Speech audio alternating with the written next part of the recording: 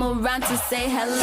One, I'm so fly. You took a nosedive. Careful when you play on my level. For you it's so. Hey, hello. Motorola Razr 50 Ultra. Flip the script. Hello, Moto. Good evening, Navika, and good evening to my fellow panelists, and a very happy Pongal from a Tamilian to everyone. It's an absolute wonderful day, and I have to say this, there's been in whatever I've heard of the wonderful debate so far, irony overload.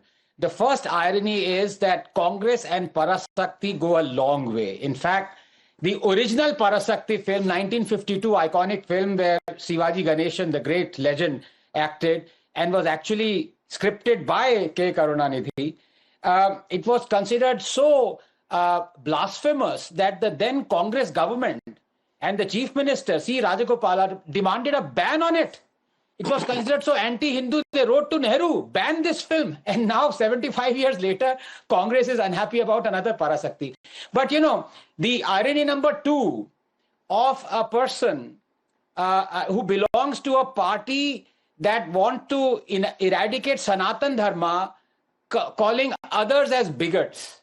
Irony number three of a man who belongs to a party that publicly felicitated the terrorist who killed our Prime Minister Rajiv Gandhi, calling others of spreading face, but be that as it may. Tamil is a barbarous language fit for barbarians. This is not me saying it. It was Periyar, the fountainhead of DMK. Navika, we should not follow the constitution. In fact, the constitution should be burnt. This is not me saying it. It was Periyar, the fountainhead of the DMK. Navika, we should not have Gandhi on our currency notes. In fact, we should uproot all statues of Mahatma Gandhi and burn all his photos. This is not me saying it. It was Periyar, the fountainhead of the DMK. Navika, we should dispose of Rahul Gandhi, a Janehudhari Brahmin. In fact, we should kill all the Brahmins. If you see a snake and a Brahmin on the road, kill the Brahmin first. This is not me saying it. It was Periyar, the fountainhead of the DMK. Navika, we should storm inside the Ram temple in Ayodhya and destroy the idol. In fact, we should enter every temple and destroy all the idols inside.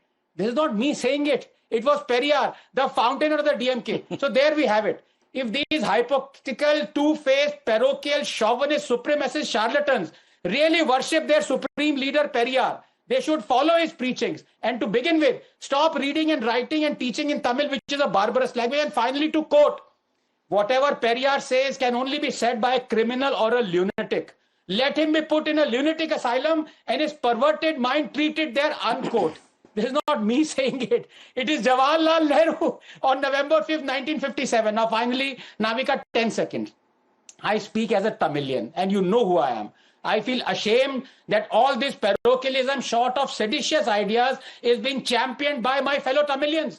My state, the glorious state of Tamil Nadu, would be nowhere were it not because of the blood and sweat of all Indians from north and south, east and west. And finally, I want to ask my good friend Sarvanand this.